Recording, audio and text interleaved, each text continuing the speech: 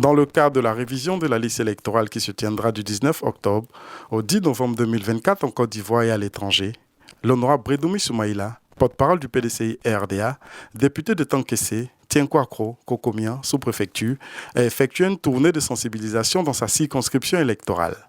Il s'est rendu le vendredi 18 octobre 2024 à Tienkwakro, où il a eu une rencontre avec les chefs traditionnels, les présidents de jeunesse, les comités de base, les secrétaires de section PDCI RDA, ainsi que les populations de la dite localité.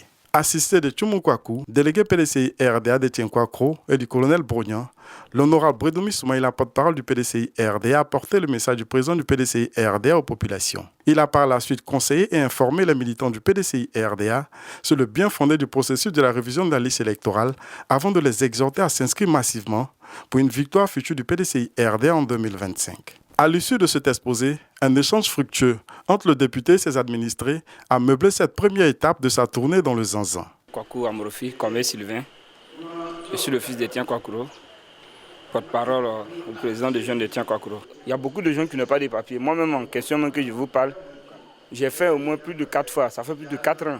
Je n'ai pas eu ma carte d'identité. C'est tout récemment que j'ai eu. Et on a nos frères qui sont ici, qui n'ont même pas assez. Aujourd'hui, même pour avoir carte d'identité, c'est un problème.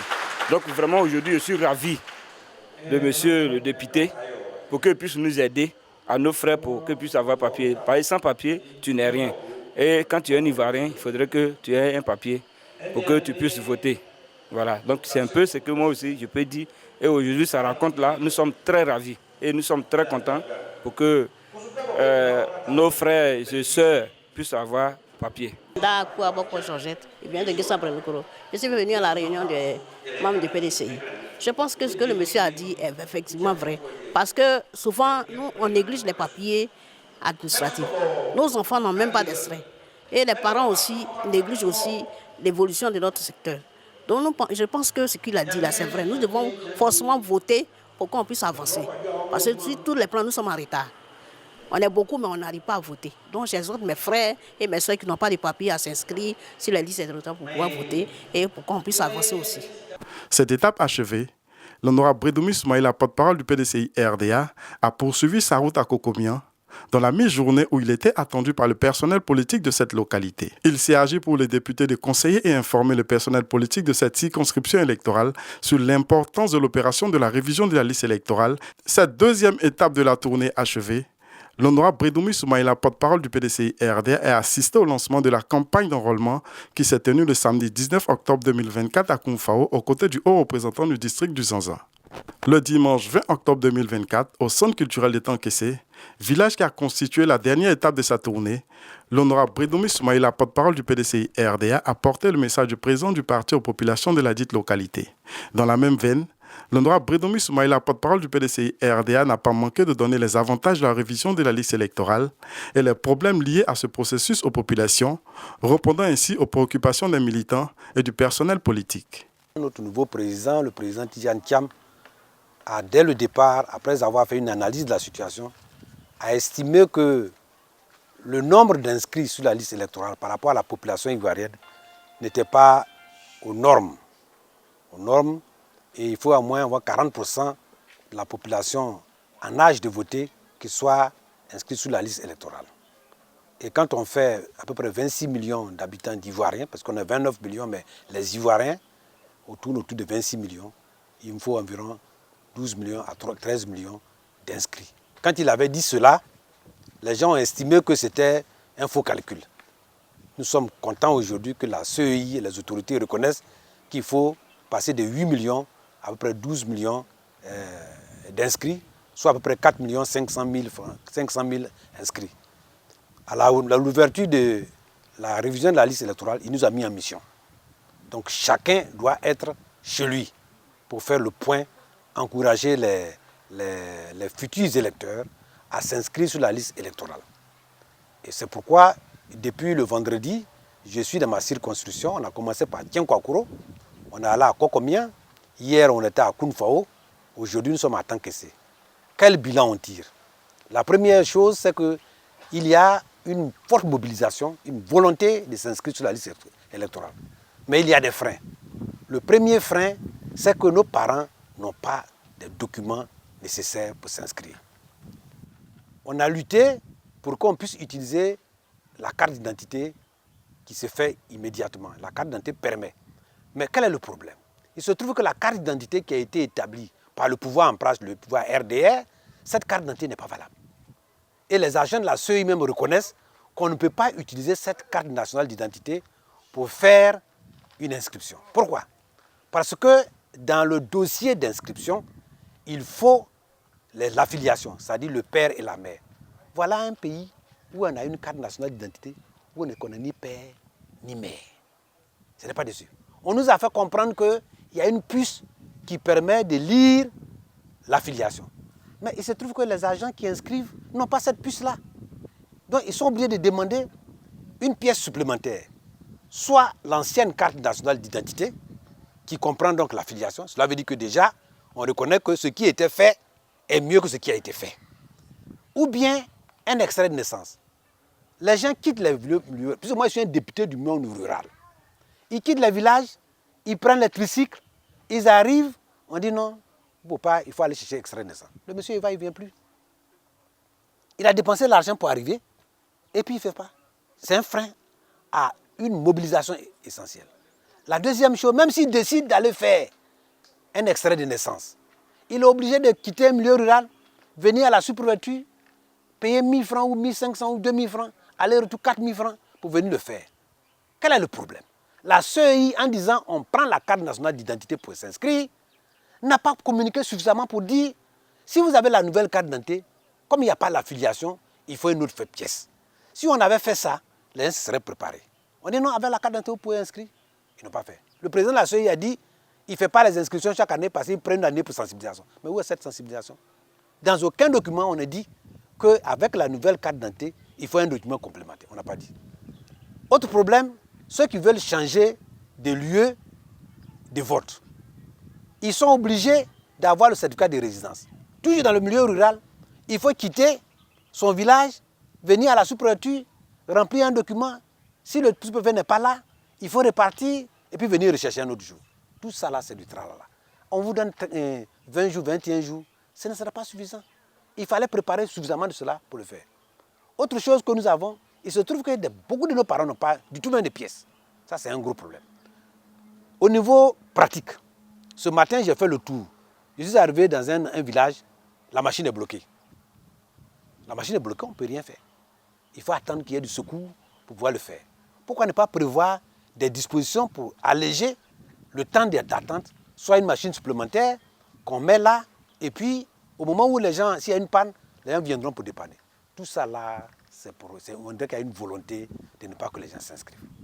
Maintenant, en tant que c'est, comme à Concomien, comme à Tienkokourou, les parents ont posé un certain nombre de préoccupations qui vont au-delà de la liste électorale. Des préoccupations de vie, des problèmes de vente de produits, des problèmes de...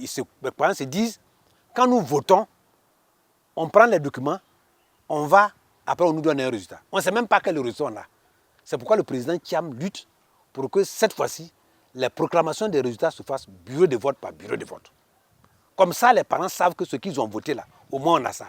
Si on sait, bureau par bureau, on ne pourra plus tricher. Mais la CEI ne veut pas le faire parce qu'il cache quelque chose. Nous allons lutter pour que la CEI puisse accepter la proclamation des résultats bureau de vote par bureau de vote. Si les représentants sont là, on a voté, telle personne a eu X points, d'autres a eu Y vote, etc. On proclame où est le problème. À partir du moment où les gens ont signé, on proclame. S'il y a une réclamation, on le fera plus tard. Donc il faut que les résultats soient proclamés bureau de vote par bureau de vote. Maintenant, au niveau de l'actualité, les gens me disent, les militaires me disent, ils courent sur les réseaux, sur les informations, que le président Thiam veut prendre le PDCI pour aller au RHDP. Moi, je suis le porte-parole du PDCI RDA. Je suis le dernier porte-parole du président Bédier. Je suis le premier porte-parole du président Thiam. Moi, Brendoumi, là, j'ai dit que nous, PDCI, là, nous, on cherche à prendre le pouvoir. On ne va pas s'allier à quelqu'un. Personne ne ira s'adresser au RHDP. Si on doit s'allier à un parti, le RHDP sera peut-être le dernier à qui on va penser. Parce qu'on veut changer. Donc, on dit à nos militants, c'est du mensonge. Personne, le président Thiam, n'est allé voir personne pour le faire. Vous savez, il est en train de faire une grande tournée. Le président Thiam que vous voyez là, il n'est pas venu pour s'amuser. pour être l'attelage de quelqu'un. Il est venu pour prendre le pouvoir. Si le RADPV, là, le RDA, là, ils n'ont qu'à venir s'associer à nous. Nous, on les a aidés 2 fois. Ils n'ont qu'à venir nous aider. Mais nous, on n'ira pas les prendre à suivre encore. Ça, c'est terminé. C'est terminé. C'est terminé. Autre chose. On me dit, mes militants me disent, non, les gens nous disent que notre président, là, c'est un Sénégalais. On a quitté quelqu'un d'autre. On vient quelqu'un d'autre. Ils m'ont posé cette question. Mais le président Thiam n'a jamais été sénégalais. Le président Thiam, son père était français. Il est venu, il a été ministre ici, français, il s'est naturalisé ivoirien. Et sa maman est ivoirienne. Chez nous, les Akans, en tout cas chez nous, les Akans, là, c'est côté maman on va. Sa maman est baoulée, nièce de Fauboigny. Ça, là, il a fait ses écoles primaires en Côte d'Ivoire. Il a fait le lycée classique. Il a quitté le lycée classique. Il a allé à la Polytechnique à Paris. Il est revenu. Il a travaillé ici. Il a travaillé au Bénin. C'est le coup d'État qui a fait, il est parti. Et le coup d'État, là, Thiam a refusé d'être membre, premier ministre de Gueye. Parce que lui, il n'aime pas la force. Il est parti. Ceux qui sont associés à eux, là, à Gueye, là, on sait où ils sont partis. Donc, nous, on n'est pas dedans. Donc, on dit aux militants de se concentrer sur la révision de la liste électorale, de s'inscrire, d'aller voter massivement le PDCI RDA. Parce que tous les Ivoiriens, vous avez vu la mobilisation, tous disent on veut que le PDCI revienne au pouvoir. Et le RHDP, son arme actuellement qu'il est, c'est la tricherie. Mais nous n'allons pas accepter cette tricherie-là. C'est cette tricherie qui commence par les machines qui sont bloquées, les cartes d'identité qui ne sont pas choses. Ça là, ils vont aller monter au ciel, venir. Cette fois-ci-là, on va faire un coup KO. Je suis chez moi.